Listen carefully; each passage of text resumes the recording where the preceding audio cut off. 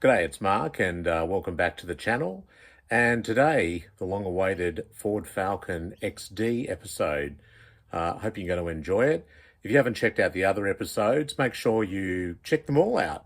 Falcon XK, Falcon XL, XM, XP, XR, XT, XW, XY, XA, XB, XC, and now XD. So anyway, without further ado, let's get stuck into it. So the XD Falcon was the first in the fourth generation of the Falcon series, and it was released in March 1979, and it was produced until March 1982. There were a number of styling themes that were considered for the Falcon. For example, some early design work centered around an evolution of the previous generation XC model. And you can see by some of these renderings here, this is more of an evolutionary rather than revolutionary change. But this was considered to be somewhat dated and not the right direction for Ford to go in. Now, the program started work late 73 in terms of long-term vision of what the car would be like. And Ford did have some intel around what Holden was doing with the Commodore, basing it on the Opel, and felt that this was really a misstep for them, being a significantly smaller car than many Australian families desired, notwithstanding that there had been a number of oil crises, in 73 and then later in 79. So Brian Inglis was the main supporter of this program to develop the Blackwood, which was basically the same carryover chassis, but with a significant restyle of the body, the glass, also work on the engines and so on, plus a huge investment in electronics and a plastics plant, all new instrument panel with kind of a Volvo-esque look about it. A huge departure from the previous generation Falcons, plastic fuel tank, plastic bumpers, and more.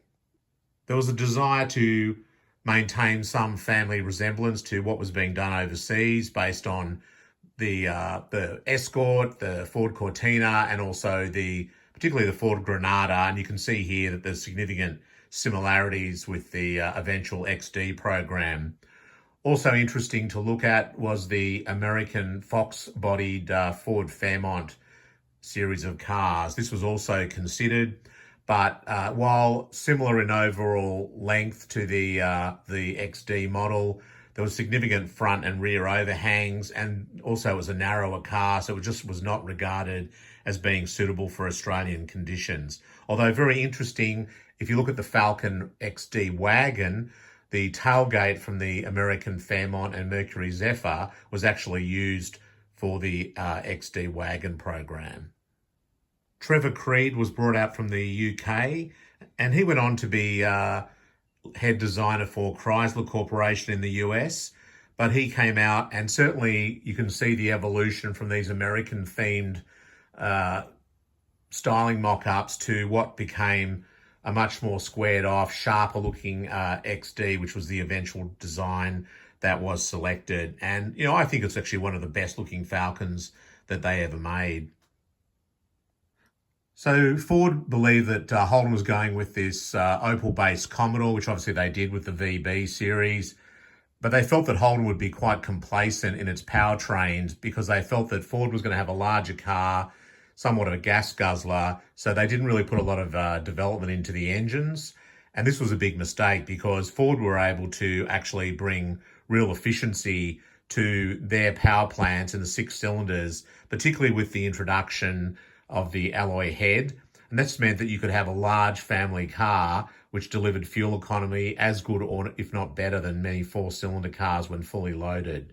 And you'll see at the end of the video fantastic advertising campaign that Ford did that really targeted those smaller cars, including Commodore.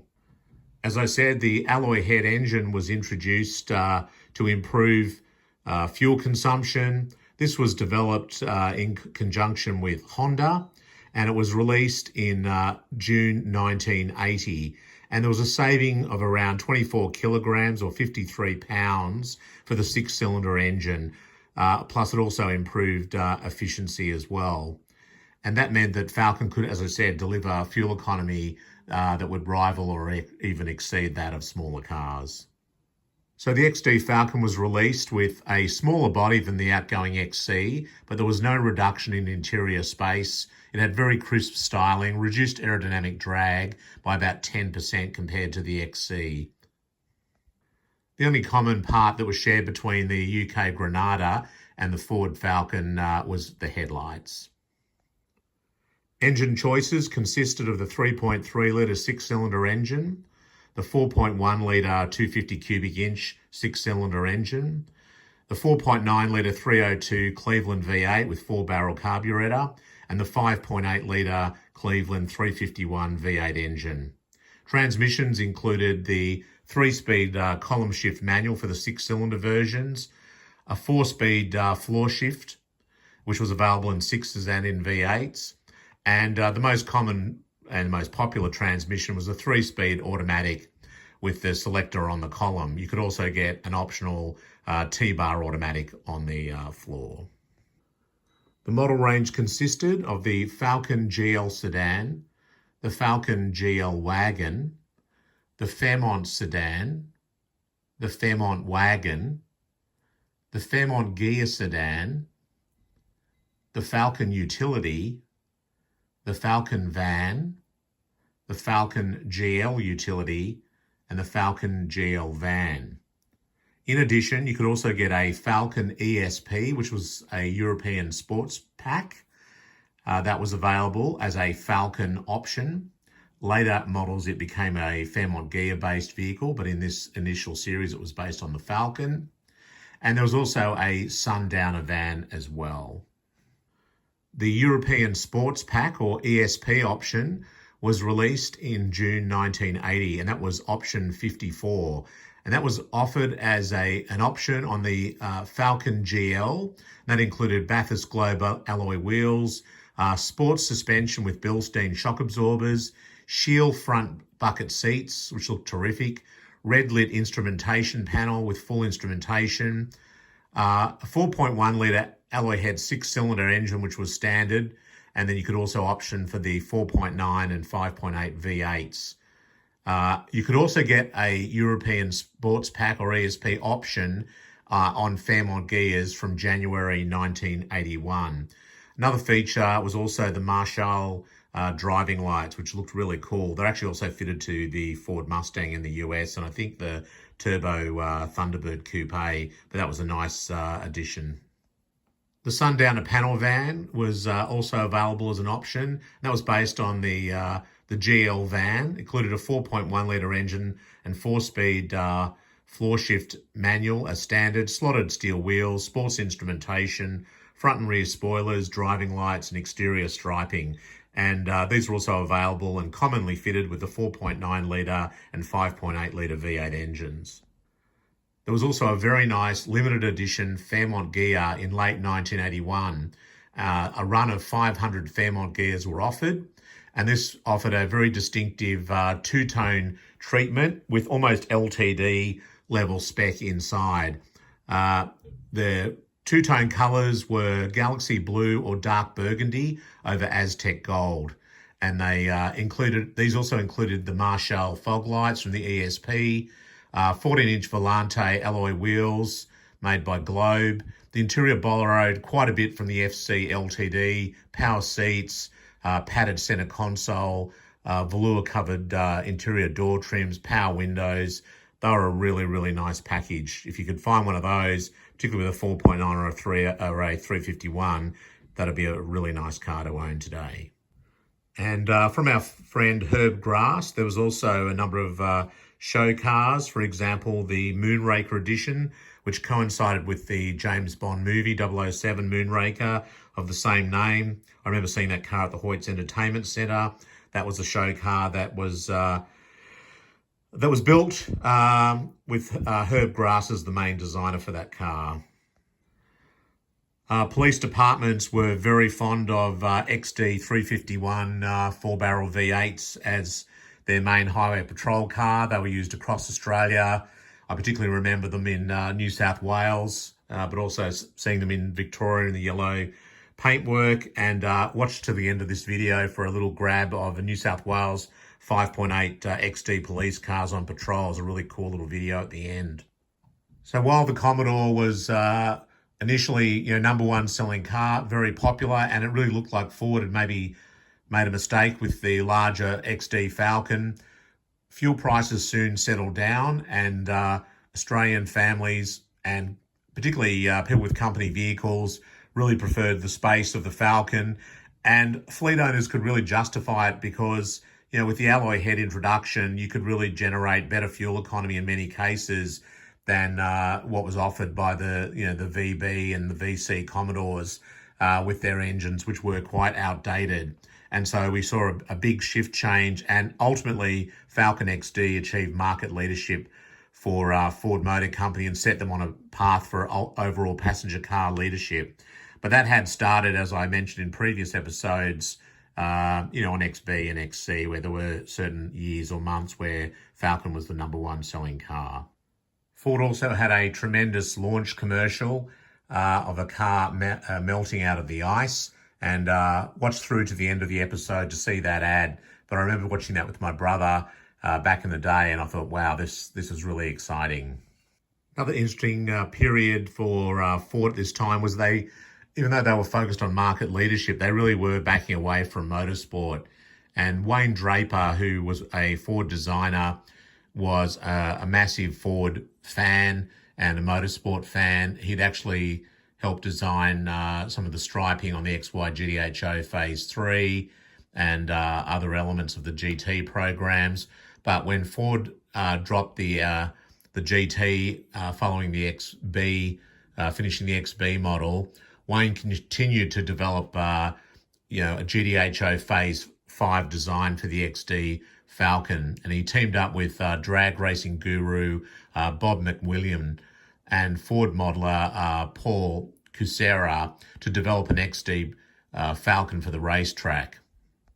So to ensure that the XD was eligible to race, at least 25 XD Group Cs were needed to be sold as street legal production vehicles. And the problem was, though, that Ford Motor Company had no interest in seeing the XD race. And in fact, it actively discouraged drivers from pursuing the idea of racing it, including words of warning to Wayne Draper not to get involved in these sorts of programs.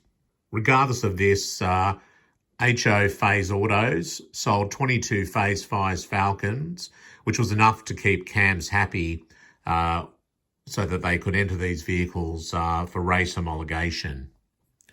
So while Wayne had designed the vehicle as a Phase 5 GTHO, he changed the name to XD Group C, the Phase 5 in its honour. And the initial styling of the Phase 5 had radical box mudguards, massive rear wing, but CAMS squashed that as they'd already knocked Holden back on a similar styling proposal for their VB VC Commodore. So CAMS wanted to follow Europe's lead and went with arched flares and deemed it illegal to have a gap between the deck lid and the spoiler.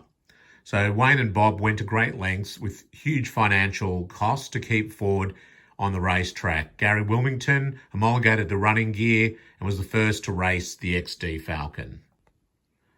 So Phase 5 Falcons were sold as dealership specials by Ford and designed and built by Ford employees who, unlike Ford's upper management, actually cared about motor racing and its fans. There's an interesting story where they used to hide Wayne on testing days out at the track, but he was inevitably found out. And so Murray said, look, Ford rocked up at the track one day and said, tell Wayne Draper that we bloody well know he's behind this. And luckily by that time, Draper was caught. The XD was quick. So instead of firing him on the spot, Ford agreed to help sell the Phase 5 as a dealership special to help reach the sales numbers needed under the CAMS laws. In Wayne's words, he said that Ford realised that they could turn a blind eye and stay in motor racing without spending any money. And they left that up to the privateers like Murray, Wilmington, and later Dick Johnson. Another little-known special was in very small numbers, was a John Goss edition, which was similar to the Phase 5 in terms of its styling themes. And I'm not quite sure what the production was of those cars, but very, very low. And that would be a very rare vehicle today. So that leads into, I guess, Ford's Motorsport performance for the XD Falcon. And as I said, if it wasn't for the work that Wayne Draper and others did at Phase 5, a lot of these vehicles would never have been able to race, including Dick Johnson's car. But Dick Johnson drove an XD 351 True Blue. I believe that was an ex-hire patrol car that he built the race car out of. In fact, if you look on my channel, you'll see that I was lucky enough to do a parade lap with Dick Johnson in True Blue around Bathurst just before the race a few years ago. And that was an absolutely amazing experience. So definitely check that video out. So Dick won the 1981 and 1982 Australian Touring Car Championships. But the most famous story was with Dick Johnson and co-driver John French when they won the 1981 Bathurst James Hardy 1000 driving an XD. The race was stopped after a multi-car accident on laps 121 of 163. And it was the first time in the history of the Bathurst 1000 that race officials declared the race over as more than 2/3 had been completed. So the cause of this accident was actually a large rock about the size of a racing helmet that mysteriously had fallen onto the racetrack. People can maybe guess how that happened. I'll leave that for the comment section. But Johnson was and French were performing really well. They'd passed arch rival Peter Brock's Holden, which was limping after a shunt on lap 17 of the race. But then as DJ came into the cutting, there was a tilt tray truck carrying a stricken race car that had been recovered earlier on the track. Then as the blue XD entered the corner on the racing line, it hit the rock and Dick had nowhere to go as a slow-moving truck filled the section of the track that would have been his escape route. So he hit the rock, both left-hand wheels collected the rock. The Falcon was out of control and Johnson was merely a passenger as the car almost hurdled the concrete barrier. And that put an end to Dick Johnson's race. But as I said, because a large proportion of the race had already been run, it was declared as finished and Dick Johnson was declared the winner. Dick Johnson was in tears. He'd put everything into this race entry and people started donating money to make sure that Dick could race again. And then I think it was Edsel Ford II said that they will match dollar for dollar every dollar that is donated. And I think that kind of got Ford back into motorsport because it was a fantastic win, albeit with a shortened race. In total, 197,293 Falcon XD models were made prior to being replaced by the XE Falcon in March 1982. And look out for an upcoming episode on the XE down the track. Well, I hope you enjoyed that episode on the Falcon XD. Certainly, I think one of the best looking Falcons ever made. Really terrific looking car. It still holds up well today from a styling point of view. And I remember, when it was launched, sitting in the TV room with my brother, seeing the ad for the car melting out of the ice and just thinking, wow, this is a really terrific modern looking car. But at the same time, I was also a little bit sad because it was saying goodbye to the XC models, the chrome bumpers, that more American styling was going more to a European look. And I remember sort of feeling a bit conflicted that I really liked the XD styling, but I also was sad to lose the XC models. And it's interesting when the first catalogue came out, the Ford Cars edition of their magazines, because they used to have individual brochures, but they also had a magazine that had all the models in it. I used to go up to the Alto Ford and go and collect those every month or so, and I've still got them all. But I remember the first edition with the XD, it still had the ZH Fairlane and the P6 LTD, because those long wheelbase models were released later. So it was just interesting seeing, I guess, the old school, ZH and P6 alongside these new cutting edge style of the XD range. But anyway, I hope you really enjoyed the episode. Hang around because there's some really cool ads coming up. And also don't forget to give the episode a thumbs up, and also hit that subscribe button so you don't miss an episode. The next one will, of course, be the XD Falcon. Plus, we'll be doing a whole lot of other episodes along the way as well on Fords and Chryslers and Holdens and other cars. Anyway, thanks very much again for watching. We'll see you next time. Bye. Ford Motor Company of Australia would like to thank Mercedes-Benz, Volvo, BMW, Audi, and Porsche.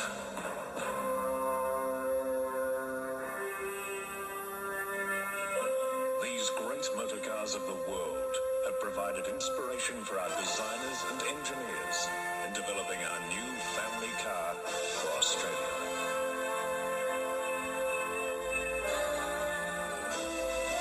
Introducing new Ford Falcon GL, a world-class family car without a world-class price, from just $6,600.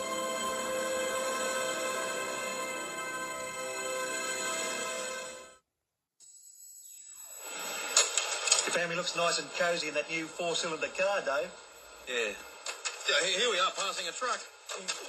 It's a pretty long truck. Yeah. Here we are leaving the campsite.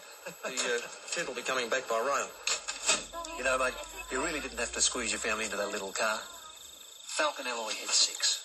Ton of room, beautiful performance, an economy that makes some of your small cars, well... Don't settle for less. Falcon is the answer.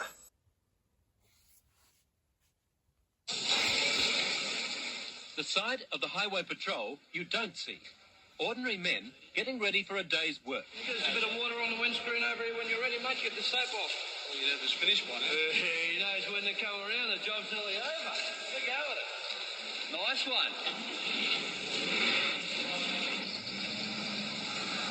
But once they get on the job, they're far from ordinary. Whether behind the wheel of a high-powered patrol car or a motorbike capable of doing 200 kilometres an hour. This vehicle is a 74 tabletop green in colour, not reported.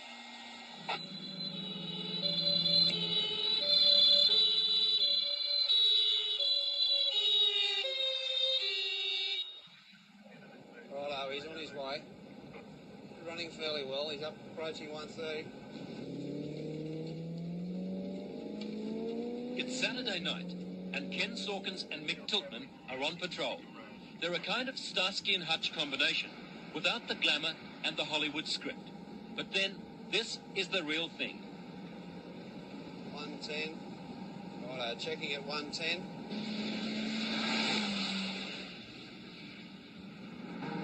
110, he's steady on 110.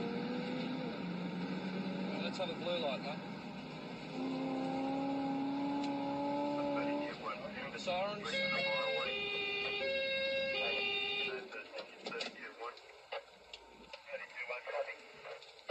The blue light on. 110. 60 area.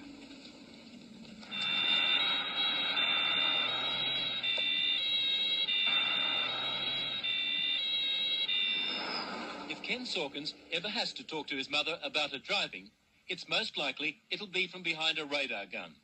This is the bread and butter of the highway patrol.